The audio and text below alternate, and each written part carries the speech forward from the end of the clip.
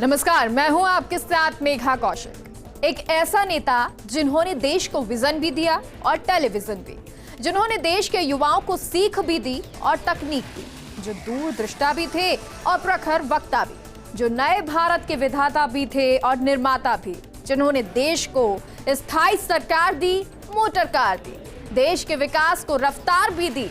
जी हाँ, आज पूरा देश ऐसी ही महान शख्सियत, भारत में कंप्यूटर क्रांति देने वाले नेहरू गांधी परिवार की तीसरी पीढ़ी राजीव गांधी को नमन कर रहा है। तो चलिए शुरू करते हैं तकनीक के बूते देश के हुनर को आकार देने वाले शिल्पकार की अद्वितीय शख्सियत पर यह खास पेशकश।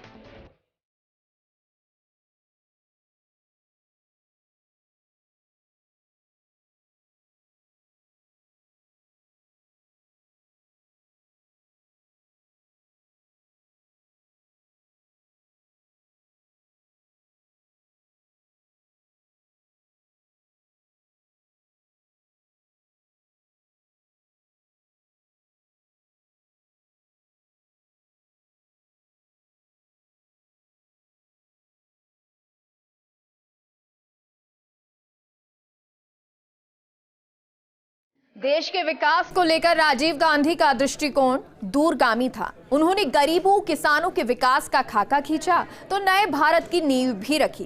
कोई उन्हें आधुनिक भारत का शिल्पकार कहता है, कोई युवा दिलों की धड़कन। सच में वो एक ऐसे सियासी सूरमा थे जिन्होंने लोकसभा में कांग्रेस की झोली में 401 सीटें डाली। तो आज भी ये एक रिकॉर्ड है जो साफ तौर पर राजीव गांधी की अद्वितीय शख्सियत को दर्शाता है। सरल स्वभाव, बेजोड़ व्यक्तित्व, अतुलनीय विचारधारा, अद्भुत कार्यशैली, कंप्यूटर क्रांति के जनक, संचार क्रांति के अग्रदूत, युवा भारत के स्वप्नकार, भारत रत्न राजीव को नमन। आज हम जिस युवा भारत को देख रहे हैं वो राष्ट्र नायक, एक महान नेता का कभी सपना हुआ करता था, जिसने भारत को न सिर्फ एक नई दिशा दी बल्कि दुनिया के सामने भारत की एक नई सशक्त छवि का निर्माण किया। जी हाँ, आज पूरा देश ऐसे राष्ट्र नायक, भारत रत्न राजीव गांधी को याद कर रहा है और उनकी 78वीं जयंती पर उनको नमन कर रहा है और ऐसे में उनके विचारों को याद किया गया। दूसरी ओर देश के पूर्व प्रधानमंत्री राजीव गांधी की जयंती के मौके पर कांग्रेस सांसद राहुल गांधी ने उनके स्मृति स्थल पर जाकर नमन किया। राहुल गांधी के साथ अन्य कांग्रेसी नेता भी इस मौके पर मौजूद रहे। साथ ही देश के अलग अलग हिस्सों में कार्यक्रमों के जरिए राजीव गांधी को श्रद्धांजलि दी गई। राजीव गांधी को भारत में कंप्यूटर क्रांति लाने का श्रेय दिया जाता है। उन्होंने न सिर्फ कंप्यूटर को भारत के घरों तक पहुंचाने का काम किया बल्कि भारत में इंफॉर्मेशन टेक्नोलॉजी को आगे ले जाने में अहम रोल निभाया। राजीव गांधी न सिर्फ कंप्यूटर क्रांति के जनक थे बल्कि डिजिटल इंडिया के वास्तुकार भी थे। साल 1984 में इंदिरा गांधी की हत्या के बाद महज 40 साल की उम्र में उन्होंने प्रधानमंत्री का पदभार संभाला।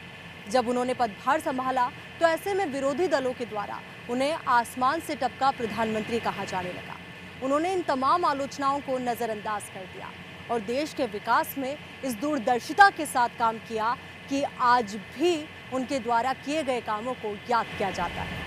सच तो ये है कि देश की दो बड़ी टेलीकॉम कंपनी MTNL और BSNL की शुरुआत उनके कार्यकाल के दौरान हुई।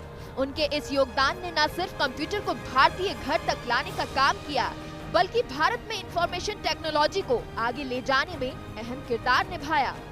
अपनी दूरदृष्टि का परिचय देते हुए राजीव गांधी ने कंप्यूटर क्रांति की शुरुआत के साथ ही इंडिया को डिजिटल बनाने के लिए, डिजिटल इंडिया बनाने के लिए दूरसंचार क्रांति की शुरुआत की। जब कंप्यूटर क्रांति की हम बात करते हैं तो ऐसे में कंप्यूटर क्रांति के युग की शुरुआत की बात ना करें तो ऐसे में बेमानी हो जाएगा और कंप्यूटर के इस युग की शुरुआत राजीव गांधी ने ही की। कई लोग तो ये तक कहते हैं कि साल 1956 में ही हिंदुस्तान में कंप्यूटर युग की शुरुआत हो गई। दरअसल राजीव गांधी ने कंप्यूटर क्रांति का सपना उस दौर में देखा जब कंप्यूटर लाना इतना आसान नहीं था। तब कंप्यूटर्स महंगे होते थे। इसलिए सरकार ने कंप्यूटर को अपने कंट्रोल से हटाकर पूरी तरह से असेंबल किए हुए कंप्यूटर्स का आयात शुरू किया, जिसमें मदरबोर्ड और प्रोसेसर शामिल थे।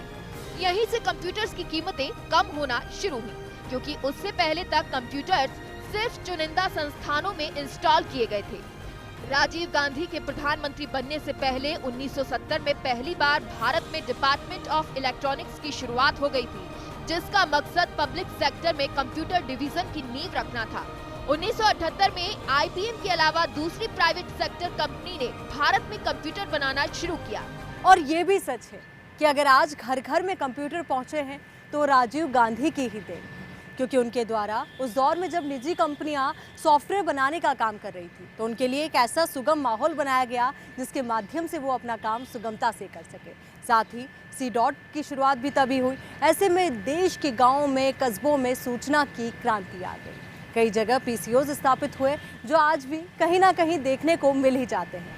ये वही दौर था जब देश ने नए भारत की परिकल्पना को साकार होते देखा और आगे चलकर भारत ने IT सेक्टर में सफलता के नए मापदंड स्थापित किए, जिसका पूरा श्रेय सिर्फ और सिर्फ भारत रत्न राजीव गांधी को ही जाता है। Bureau report, first India news. स्वभाव से गंभीर लेकिन आधुनिक सोच के धनी राजीव गांधी तकनीक को देश की ताकत बनाना चाहते थे। राजनीति हो या कूटनीति, तकनीक हो या विदेश नीति, राजीव गांधी ने हर मोर्चे पर खुद को न केवल साबित किया बल्कि सियासी शुचिता की मिसाल कायम की। और यही कारण है कि आज भी सियासत के गलियारों में राजीव गांधी का नाम बड़े ही अदब से लिया जाता है।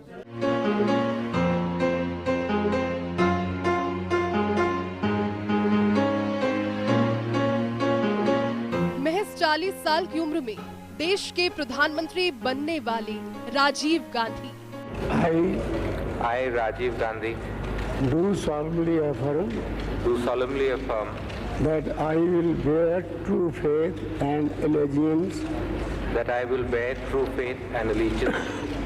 to the Constitution of India as by law established,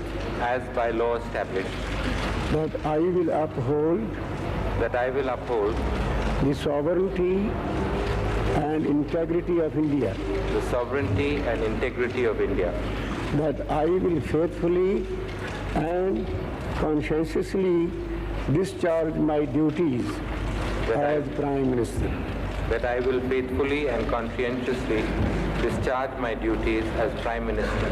Bharat के सबसे कम उम्र के प्रधानमंत्री थे और संभवतः दुनिया के उन युवा नेताओं में से एक थे जिन्होंने सरकार का नेतृत्व किया। राजीव गांधी का जन्म 20 अगस्त 1944 को मुंबई में हुआ था। उनका ज्यादातर बचपन तीन मूर्ति भवन में जवाहरलाल नेहरू के साथ बीता। दून स्कूल से अपनी शिक्षा पूरी करने के बाद राजीव गांधी आगे की पढ़ाई के लिए ट्रिनिटी कॉलेज, कैम्ब्रिज और इंपीरियल कॉलेज लंदन चले गए। यहाँ पर उन्होंने मैकेनिकल इंजीनियरिंग की शिक्षा ली। इंग्लैंड से घर लौटने पर उन्होंने कमर्शियल पायलट का लाइसेंस हासिल किया और बतौर पायलट इंडियन एयरलाइंस में कार्य करना शुरू किया। 31 अक्टूबर 1984 को राजीव गांधी 40 साल की उम्र में भारत के सबसे युवा प्रधानमंत्री बने। अपनी मां इंदिरा गांधी की हत्या की पीड़ा झेलते हुए भी राजीव गांधी ने देश सेवा का बीड़ा उठाया। प्रधानमंत्री के रूप में उन्होंने करोड़ों भारतीयों के दिल में उम्मीदों और संभावनाओं की अलख जगा दी।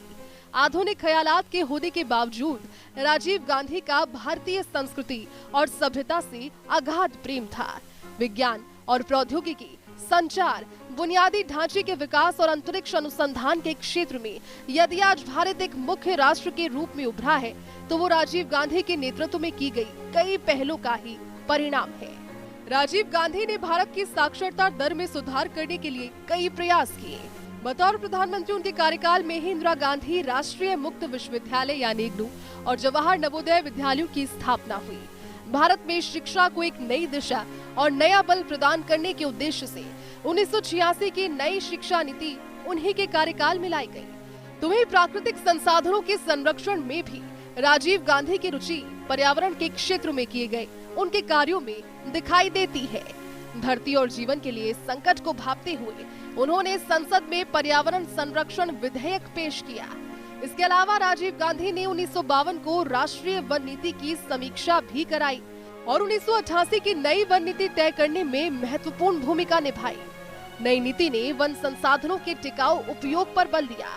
भारत की सर्वप्रथम जल नीति भी राष्ट्रीय जल संसाधन परिषद के द्वारा 1987 में तभी अपनाई गई जब राजीव गांधी इस परिषद के अध्यक्ष थे। अर्थव्यवस्था के उदारीकरण की दिशा में भी राजीव गांधी ने कई ऐतिहासिक फैसले लिए। 2 जून 1988 को राजीव गांधी सरकार ने नई औद्योगिक नीति की घोषणा की, जिसमें कई उद्योगों को लाइसेंस रहित किए जाने का प्रस्ताव भी शामिल था। इस नीति से औद्योगिकरण को भरपूर बल मिला, साथ ही अर्थव्यवस्था के उदारीकरण की भी एक मजबूत नींव पड़ी। राजीव गांधी मानते थे कि विकास का फायदा जमीनी स्तर पर तभी पहुंचेगा जब सत्ता का वास्तविक विकेंद्रीकरण हो। इसलिए पंचायती राज संस्थाओं को मजबूत करना उनकी विकास योजना का सबसे अहम हिस्सा बन गया।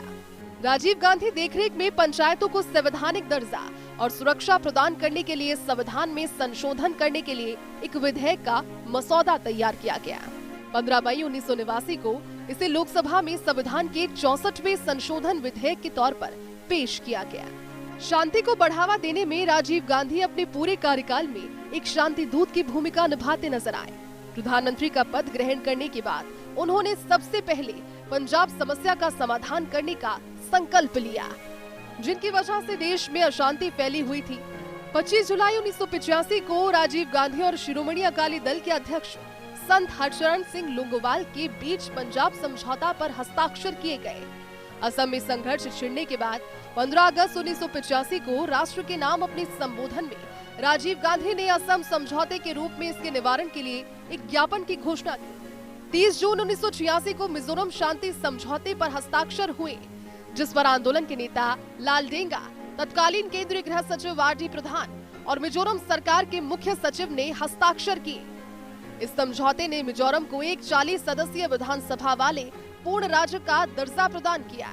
20 फरवरी 1987 को मिजोरम एक राज्य बन गया। 29 जुलाई 1987 को कोलंबो में भारत श्रीलंका समझौते पर राजीव गांधी और जयवर्धने ने हस्ताक्षर किए। देश में पीढ़ीगत बदलाव के अग्रदूत राजीव गांधी को देश के इतिहास में सबसे बड़ा जनादेश प्राप्त हुआ। अपनी मां की हत्या के शोक से उबरने के बाद उन्होंने लोकसभा के लिए चुनाव कराने का आदेश दिया। उस चुनाव में कांग्रेस को पिछले चुनावों की तुलना में कहीं ज्यादा वोट मिले और राजीव गांधी के करिश्माई नेतृत्व में कांग्रेस ने 508 में से रिकॉर्ड 401 सीटें हासिल की। राजनीति हो या कूटनीति, तकनीक हो या विदेश नीति, राजीव गांधी ने हर मोर्चे पर खुद को न केवल साबित किया बल्कि सियासी शुचिता की मिसाल भी कायम की। यही कारण है कि आज भी सियासत के गलियारों में राजीव गांधी का नाम बड़े अदब से लिया जाता है। इसलिए राजीव गांधी को कहा जाता है राजनीति का Rajeev. Bureau report, first India news.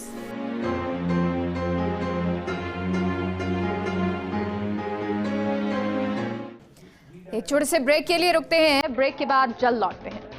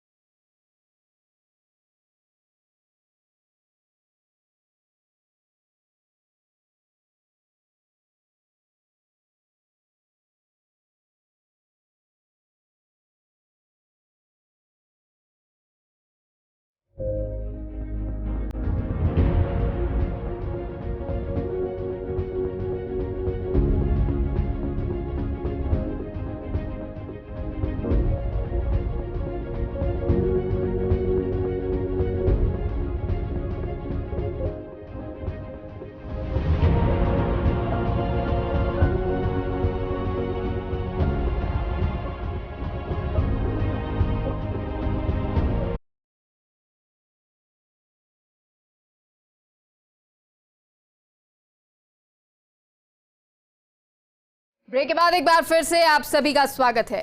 पूर्व प्रधानमंत्री राजीव गांधी की जयंती के मौके पर देश भर में विभिन्न कार्यक्रम आयोजित किए जा रहे हैं। प्रदेश में भी राजीव गांधी को विभिन्न कार्यक्रमों में याद किया जा रहा है। साथ ही उनके किए कार्य और उनके सपनों को सच करने की दिशा में युवाओं को कई सौगातें दी जा रही हैं। पेश है ये खास रिपोर्ट। 21वीं सदी के भारत का सुनहरा सपना राजीव। उनकी सोच ने भारत को आधुनिकता के उस दौर में पहुंचाया जब भारत दुनिया में विश्व गुरु के तौर पर जाना पहचाना जाने लगा। राजीव ने भारत को मजबूत, महफूज और तरक्की के रास्ते पर दौड़ने वाले मुल्क का सपना देखा था। जो लोग राजीव गांधी के सपने के साझेदार थे, वो आज भी मानते हैं कि कोटा परमिट के दौर में देश के गांव-गांव में संचार क्रांति को यदि कोई पहुंचा सका तो वो राजीव गांधी ही थे। सरकार के काम करने का तरीका बदलना पड़ेगा। जो प्रशासन को एक डायरेक्शन दिया था 40-45 साल हुए जब हम आजाद हुए थे कि वो विकास करेंगे, उसे बदलना होगा। उसे उन्हें बताना होगा कि वो विकास कराएंगे, खाली करेंगे नहीं, कराएंगे। वो कैटलिस्ट बनेंगे, हमारे लोगों को आगे लाना पड़ेगा। हमें कंट्रोल्स को बहुत काटना पड़ेगा। हमारे चुनाव घोषणा पत्र में वायदा है कि जो ऐसे कंट्रोल्स लगे हैं जो आपके जीवन में दुख और कष्ट लाते हैं, उन्हें हम सीधे काट के खत्म कर डालें। ऐसे कंट्रोल्स हैं जिससे भ्रष्टाचार बढ़ता है, उन्हें हम सीधे काट डालेंगे। जो ऐसे कंट्रोल हैं जिससे विकास का काम या औद्योगिकरण धीमा होता है, उन्हें हम रैशनलाइज करके ठीक कर देंगे, जिसमें उनकी पाबंदी कम हो। ऐसे पूरे काम करने का तरीका बदलना, बहुत गहरा परिवर्तन लाना पड़ेगा पूरे सरकार में। ये असली वायदा कांग्रेस का है। राजीव गांधी आज भी सिर्फ कांग्रेस ही नहीं अपितु उन सभी के लिए आदर्श हैं जिन्होंने आधुनिक भारत का सपना देखा था। यही वजह है कि आज भी उन्हें सिर्फ नेता ही नहीं बल्कि जनता भी याद करती है। यही वजह है कि प्रदेश के मुख्यमंत्री अशोक गहलोत ने भारत रत्न स्वर्गीय राजीव गांधी को याद कर उन्हें देश में आईटी की गौरवशाली युग का निर्माता बताया। यही वजह है कि आज उनकी जयंती पर देश भर में साथ साथ राजस्थान में भी विभिन्न कार्यक्रम आयोजित किए जा रहे हैं, जिनमें से एक है विश्व स्तरीय आईटी फिनिशिंग स्कूल। प्रदेश के मुखिया ने डिजिटल क्रांति के जनक की जयंती पर युवाओं को बड़ी सौगात दी। उन्होंने जयपुर में विश्व स्तरीय आईटी फिनिशिंग स्कूल यानी कि Rajiv Gandhi centre of advance technology का उद्घाटन किया, जिसका मकसद युवाओं को बिग डेटा एनालिटिक्स, ब्लॉकचेन जैसी एडवांस तकनीकों के लाइव प्रोजेक्ट्स पर अनुभव लेने का अवसर प्रदान करना है। आज पूरे मुल्क में आईटी क्रांति हुई है। हमारे देश के अंदर भी हम लोग पीछे नहीं है, काफी आगे बढ़ गए हैं। हमारे यहाँ के नौजवान अमेरिका में जाकर के तहलका मचा रहे हैं और वहाँ के प्रेसिडेंट खुद इस बात का लोहा मान रहे कि इंडिया के नौजवान आकर के यहाँ पर बहुत बड़ा कंट्रीब्यूशन कर रहे हैं आईटी सेक्टर के अंदर। उस दृष्टिकोण देखे राजस्थान आज जो है एक हब के रूप में उभर रहा है। यहाँ पर पिछली गवर्नमेंट हमारी थी तो मैंने 3% बजट रखा था हर विभाग के अंदर, उसका इम्पैक्ट भी पड़ा। गवर्नमेंट बदलती रहती है परंतु ये काम रुका नहीं, बात ही मुझे बहुत पसंद है। पिछली गवर्नमेंट में भी यहाँ बाबा साहब बना है, जो डाटा सेंटर बना है, जो देश के अंदर अग्रिम पंक्ति में वो खड़ा है प्रोजेक्ट अपना आपके अंदर। आधुनिक आईटी आर्केड के नाम से जो आज एक शुभारंभ हुआ है, मैं समझता हूँ कि राजीव गांधी को ये एक प्रकार से श्रद्धांजलि भी है कि जो सपना उनका था उस सपने की तरफ आगे बढ़ रहे हैं। पहले एक भ्रांति थी खाली पढ़े लिखे लोगों के लिए आईटी होगी, ये क्रांति है, क्रांति है। गांव से लगा करके कस्बे हो, जिले हो, प्रदेश हो, देश हो, हर सेक्टर के अंदर जैसे हम कहते हैं कि संवेदनशील, पारदर्शी और जवाबदेह प्रशासन देंगे, तो तीनों कामों में इसकी बड़ी भूमिका हो सकती है। संवेदनशीलता में भी, पारदर्शिता के अंदर भी, और पब्लिक को जवाब देने के अंदर भी, और वही क्रांति काम आ रही है। वहीं इसके अलावा सीएम गहलोत ने कोटा में एक इंक्यूबेटर सेंटर का लोकार्पण किया, जिसका उपयोग स्टार्टअप को व्यावसायिक रूप से आत्मनिर्भर बनाने के लिए किया जाएगा। साथ ही इसके अलावा पीसीसी ऑफिस में भी पूर्व प्रधानमंत्री राजीव गांधी को याद किया गया। इसके लिए पीसीसी में विचार गोष्ठी का आयोजन किया गया, जिसमें कई नेताओं ने भाग लिया। राजीव गांधी जी हमारे देश के पूर्व प्रधानमंत्री, भारत रत्न, जिन्होंने हमेशा प्रधानमंत्री रहते हुए इस देश को नई दिशा देने का काम किया। देश की प्रगति कैसे हो, देश के लोग खुशहाल कैसे रहें, उनका जीवन स्तर कैसे ऊपर उठे, इस बात को लेकर के विभिन्न कार्यक्रम दिए, योजनाएं दी। चाहे पंचवर्षीय योजना की बात हो, चाहे ग्रामीण नीचे के लेवल में ग्राम पंचायत से कार्य योजना बन करके और फिर ऊपर जाए। 18 साल के युवाओं को वोट का अधिकार, ये जो आईटी की क्रांति आज हम देख रहे हैं, संचार क्रांति, उसके जनक राजीव गांधी जी थे। महिला आरक्षण, ओबीसी को आरक्षण, पंचायती राज के माध्यम से गांव में कैसे ज़्यादा से ज़्यादा पैसा केंद्र और राज्य सरकारों से आए और कैसे लोगों का जीवन स्तर ऊपर उठे। साक्षरता, ड्रिंकिंग वाटर, जो टीकाकरण के लिए पहली बार देश में टीके बने, जिससे वैश्विक महामारी आए तो हम लोग, हमारे लोगों की जान बचा सकें। ऐसे अनेकों योजनाएं और कार्यक्रम इस देश में लागू किया और देश का मान और सम्मान और स्वाभिमान और तिरंगा हमेशा विश्व में ऊंचा करने का काम किया। ऐसे महान नेता की जयंती के अवसर पर हम सब लोगों ने आज पुष्पांजलि भी अर्पित की है और एक संगोष्ठी भी की है। राजीव जी को हर व्यक्ति जब याद करता है तो आज उनका चेहरा देखकर उनके चेहरे से पता चलता है सच्चाई, ईमानदारी और विनम्रता। और देश के प्रति भाव यदि देख लो तो राजीव गांधी जी का चेहरा देख लो, जैसा चेहरा था वैसे ही उनके विचार थे। और मैं आज आपसे कह सकता हूँ कि इस देश में जब जब कांग्रेस कमजोर हुई है, देश कमजोर हुआ है। देश के एक महान स्वप्न दृष्टा नेता, भारत रत्न राजीव गांधी जी की आज जयंती है। राजीव जी ने देश के लिए न सिर्फ कुर्बानी दी, जो कड़े निर्णय राजीव जी ने लिए, उन निर्णयों के कारण से उनकी हत्या हुई, लेकिन उन्होंने निर्णय लेने में कभी संकोच नहीं किया। जब वे प्रधानमंत्री रहे, उन्होंने देश को बहुत सारे नवाचार दिए।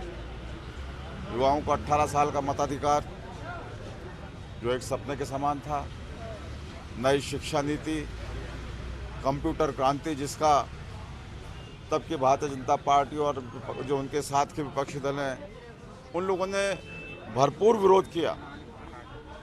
बैलगाड़ी में कंप्यूटर लेकर उन्होंने रैलियां निकाली, लेकिन आज क्या स्थिति है? कंप्यूटर क्षेत्र में सबसे ज़्यादा, आईटी क्षेत्र में सबसे ज़्यादा रोजगार के अवसर हैं। मोबाइल क्रांति राजीव गांधी जी की देन है। और मैं जयपुर वासियों के लिए कहूं, जयपुर वासी जब राजीव जी प्रधानमंत्री बने थे, उस वक्त 1 सिलेंडर महिलाओं को हुआ करता था घर में। डबल गैस सिलेंडर भी राजीव गांधी जी की सरकार की देन।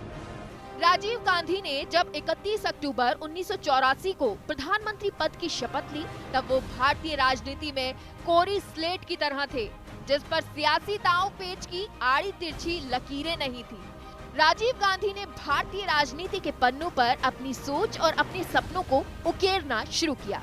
उन्होंने जो सोचा वो पुराने ढर्रे की राजनीति से बिल्कुल अलग था, और यही वजह है कि राजीव के हर एक फैसले उनके सपनों के भारत की बुनियाद बने, जो आज भी बढ़ते भारत की तस्वीरों में हमेशा देखे जाते हैं। Bureau report, fast India news.